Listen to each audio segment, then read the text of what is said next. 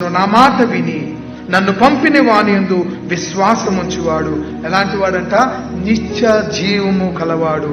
వాడు తీర్పులోనికి రాక మరణములో నుండి జీవములోనికి దాటి ఉన్నాడని మీతో నిశ్చయముగా చెప్పుచున్నాను. ముగింపు ఏమై ఉన్నదంటే, మన జీవితంలో నిరీక్షణ విశ్వాసము కలిగి ఉన్నాము కనుక అవుట్కమ్ ఏంటనంటే, మనలను ఇటర్నల్ లైఫ్, దేవుడు నిత్యత్వపు జీవితము వైపు మనలను నడిపించేవాడు. ఎంత అద్భుతమైన మాట స్వార్థికుడు చెప్తాడంటే, వాడు తీర్పులోనికి రాక మరణములో నుండి జీవములోనికి దాటి ఉన్నాడని దేవుడు వాగ్దానం చేస్తున్నాడు. ఈరోజు దేవుడు ఇస్తున్న ఈ వాగ్దానము ఎవరైనా ఇవ్వగలరండి? ఎవ్వరు ఇవ్వలేరు.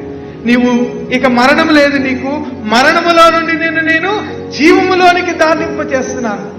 షార్ట్ కట్, ఇమీడియట్ గా నేను జీవములోనికి దాటింప చేస్తున్నానంటాడు దేవుడు. ఎవరైనా ఈ అభయం ఇవ్వగలరా? ఎందుకు ఇవ్వలేనంటే, ఎవరికి అధికారం లేదు. మృతుల సైతము బ్రతికించే అధికారము ఎవరికున్నది?